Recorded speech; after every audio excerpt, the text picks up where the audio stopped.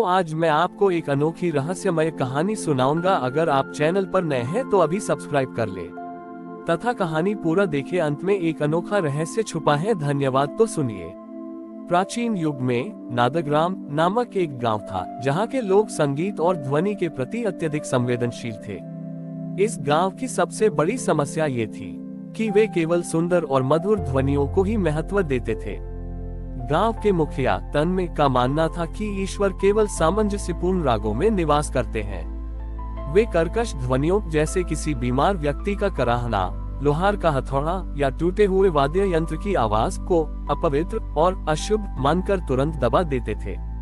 नादग्राम के केंद्र में एक भव्य शिव मंदिर था, जहां हर दिन केवल मधुर शास्त्रीय संगीत का पाठ होता था। गांव में एक गरीब बालक था जिसका नाम था कालिया। कालिया की आवाज बचपन से ही कर्कश और बेसुरी थी। वह शिव का परम भक्त था, पर गांव वालों ने उसे मंदिर में गाने की अनुमति नहीं दी, ये कहकर कि उसकी आवाज दिव्यता को भंग कर देगी। कालिया को ये भेदभाव बहुत दुख देता था।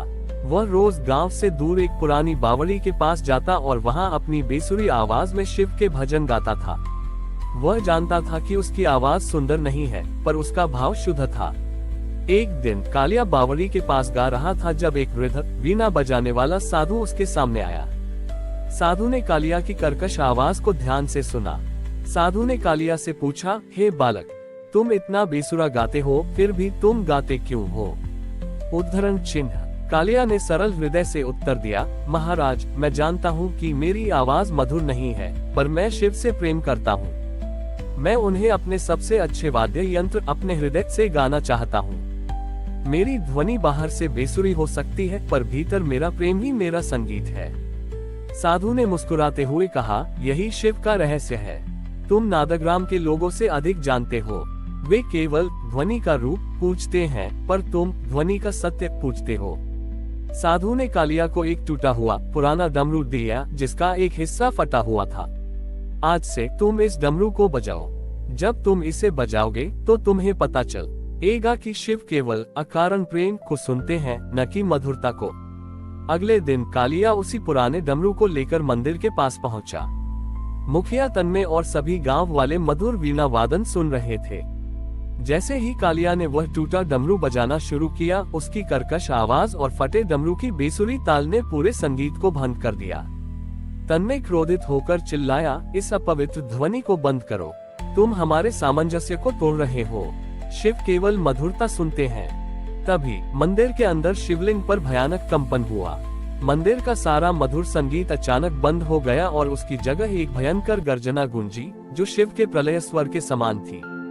शिव स्वयं प्रकट हुए। उनका स्वरूप न सुंदर था न कुरूप, बल्कि वह शुद्ध मौलिक ऊर्जा थी। शिव ने गरजते हुए कहा, हे तन्मय, तुमने मेरे स्वरूप को केवल मधुरता में बांध दिया। क्या तुम भूल गए कि मैं ओम हूँ? ओम केवल मधुर ध्वनि नहीं है, ये सृष्टि की सभी ध्वनियों, मधुर और कर्कश, लयबद्ध और बेसुरी का एक साथ आना है। कालिया की बेसुरी आवाज में सत्य और अकारण प्रेम है।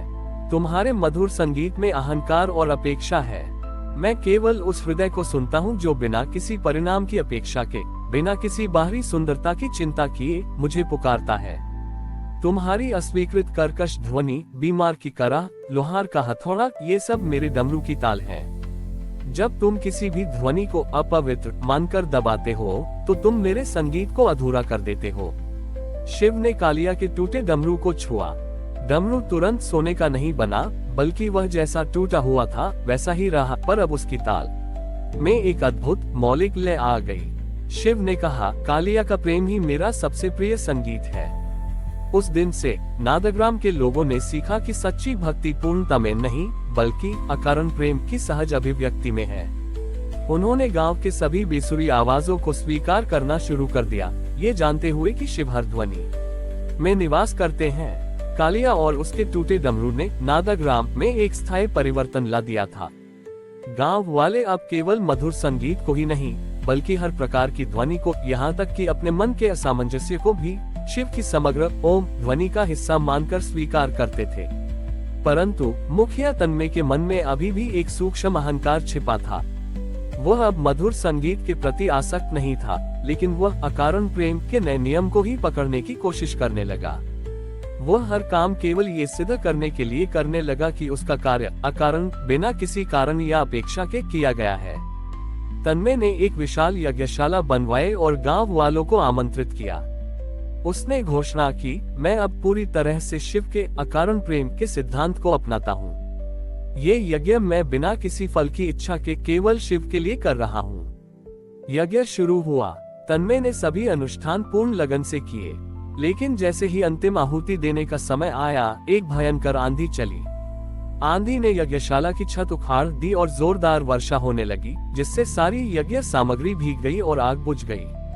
तन्मय निराशा और क्रोध से चिल्लाया, हे शिव, यह क्या न्याय है? मैंने बिना किसी कारण या फल की इच्छा के ये यज्ञ किया, फिर भी आपने इसे विफल क्यों किया? मेरा अकारण प्रेम विफल क्यों हुआ? तभी भीगे हुए कपड़ों में कालिया और वृद्ध साधु वहां पहुंचे। वृद्ध साधु ने तन्मय से कहा, हे मुखिया, तुम्हारा ये यज्ञ इसलिए विफल हुआ क्योंकि तुमने अकारण प्रेम के सिद्धांत को भी एक कारण बना लिया था।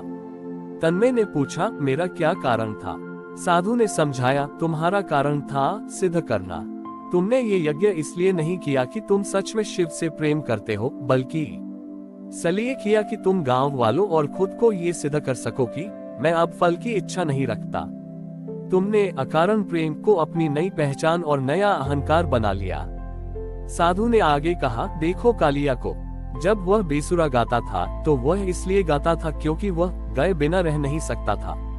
उसमें कोई लक्ष्य नहीं था, न सिद्धि, न प्रशंसा, न नियम का पालन। वही वास्तविक अकारण प्रेम है। तुमने यज्ञ किया ताकि तुम फल की इच्छा न करने का फल पा सको। तुमने अपने कर्म को भी एक सूक्ष्म बंधन में बांध दिया था। शिव तुम्हारे यज्ञ को पूर्ण होने देते तो तुम अपने अहंकार में और गहरे उतर जाते।